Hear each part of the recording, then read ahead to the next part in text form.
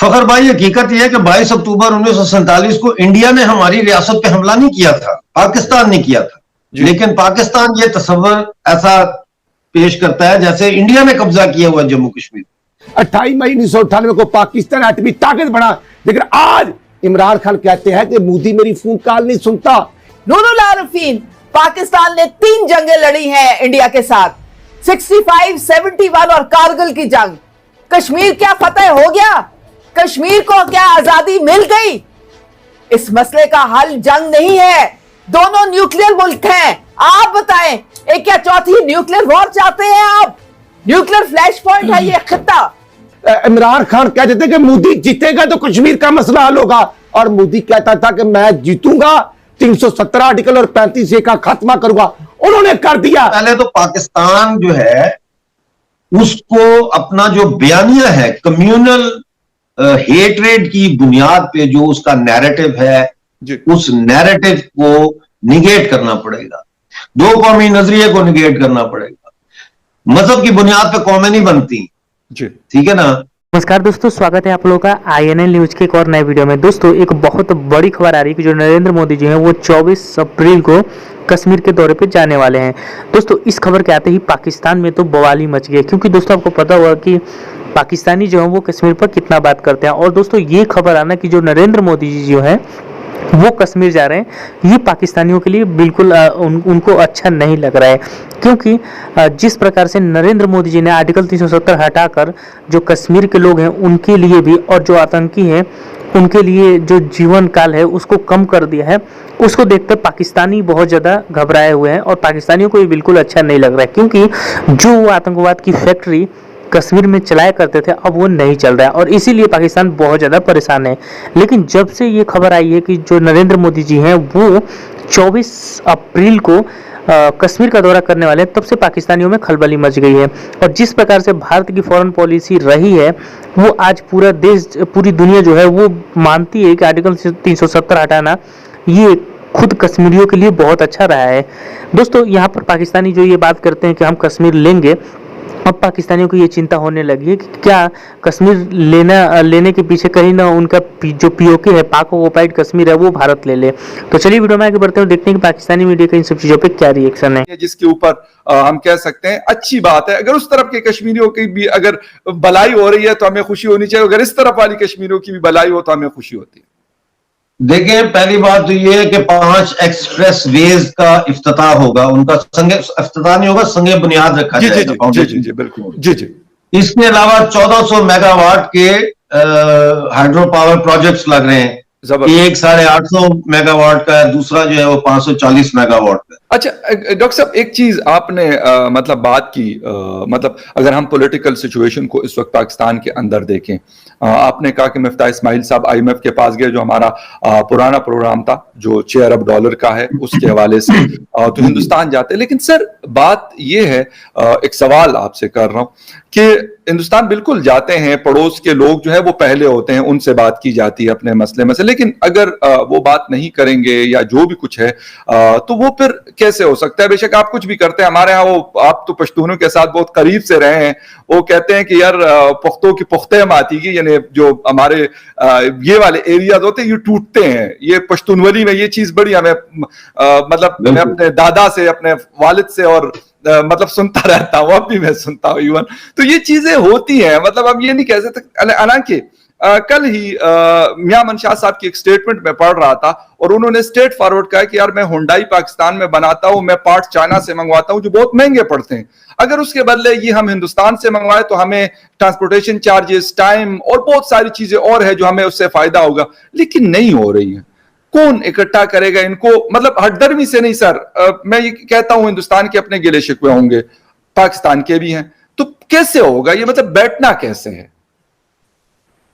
पहली बात तो ये है कि सिर्फ चाइना का नहीं, ऑस्ट्रेलिया से गेहूं आ रहा है, टमाटर आ रहे हैं, आलू आ रहे हैं, उसका फ्रेट आप देखें, और फिर वो बासी है, यानी उसको कम से कम 3 महीने लगते हैं पहुंचने में बिल्कुल। यहाँ तो बॉर्डर से ट्रक में आना है और आपको ताजा सब्जियां, ताजा 3 से 4 घंटे में पहुंच जाती है चीज, 3 से 4 घंटे। जहां तक आपका यह सवाल है कि ये कैसे बैठेंगे, ये कैसे बातचीत शुरू होगी, मैं पहले आपको एक बात वाज़ेह कर दूं कि जब भी पाकिस्तान में कोई नई गवर्नमेंट आई है, हमने सबसे पहले एक खुशी का इजहार किया है और तवक्कुआत अपनी का इजहार किया है कि हम तवक्को करते हैं कि ये सरकार जो आई है पाकिस्तान में जी। वो मसला कश्मीर के हवाले से संजीदगी का मुजाहरा करेगी। बाद में जब ये लोग हमें मारते हैं, कुचलते हैं, हमारे खिलाफ कानून बनाते हैं, हमारे वसाइल को की लूट मार में जो है इजाफा करते हैं, तो फिर हमारा गुस्सा जो है वो सामने आता है। ठीक है ना। अब बात यह कि ये बैठे कैसे। बैठने से पहले तो पाकिस्तान जो है उसको अपना जो बयानिया है कम्युनल हेट्रेड की बुनियाद पे जो उसका नैरेटिव है उस नैरेटिव को निगेट करना पड़ेगा। दो कौमी नजरिए को निगेट करना पड़ेगा। मजहब की बुनियाद पे कौमें नहीं बनती, ठीक है ना।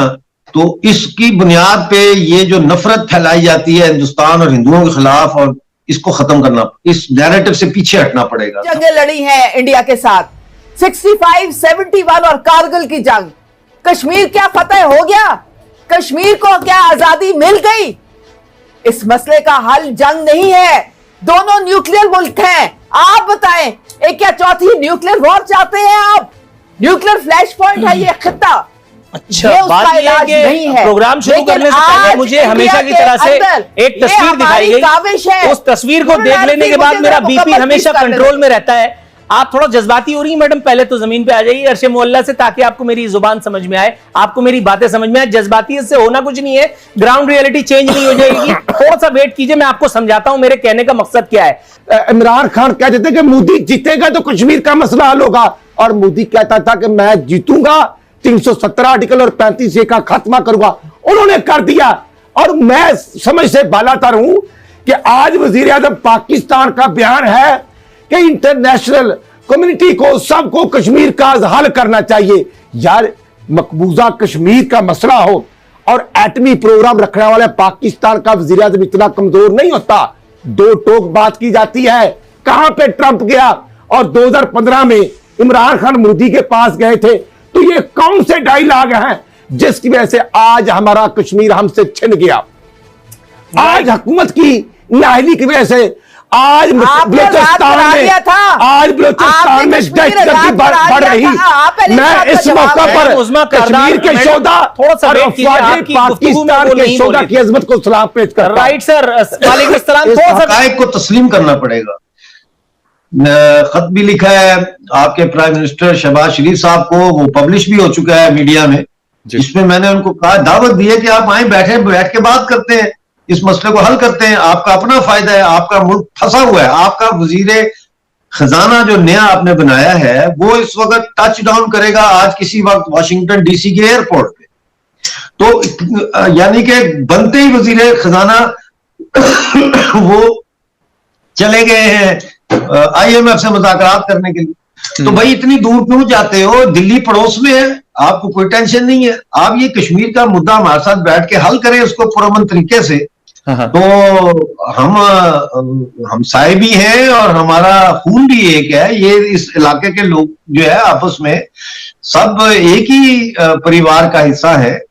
तो यकीनन अगर मसला कश्मीर हल करता है पाकिस्तान सही तरीके से, तो इसको दुनिया में किसी के आगे हाथ फैलाने की जरूरत ही नहीं है। लेकिन भाई है जी सब बिल्कुल आपकी बात सही है। अभी जितनी भी अभी मतलब हालांकि हफ्ता 10 दिन हुए हैं शहबाज शरीफ साहब को आए हुए, वो एक ही बात मतलब बार बार दोहराते हैं कि बिल्कुल हमारे ताल्लुकात हिंदुस्तान के साथ होने चाहिए और इंक्लूडिंग कश्मीर इशू, क्योंकि एक डिस्प्यूट है। लेकिन हमारे हिंदुस्तान के दोस्त कहते हैं ये डिस्प्यूट है ही नहीं, ये मसला है ही नहीं। आप लोग कहा मतलब किस चीज को लेके आ रहे हैं? तो खत्म ही हो चुका है, ये तो एंड हो चुका है, हमारे पास कश्मीर है और बाकी कश्मीर। मतलब ये बात जब हम मानते नहीं है कि डिस्प्यूट है, तो बातचीत फिर कैसे होगी? लेकिन मैंने जिस उसमें भी देखा हुआ है, उसने भी जो लेटर लिखा है मोदी जी को, उसमें भी उन्होंने जिक्र किया था कि कश्मीर समेत जितने भी हमारे मसाइल हैं आपस में, हमें उस पर बैठ जाना चाहिए। बैठेंगे तो फिर मसले हल होंगे।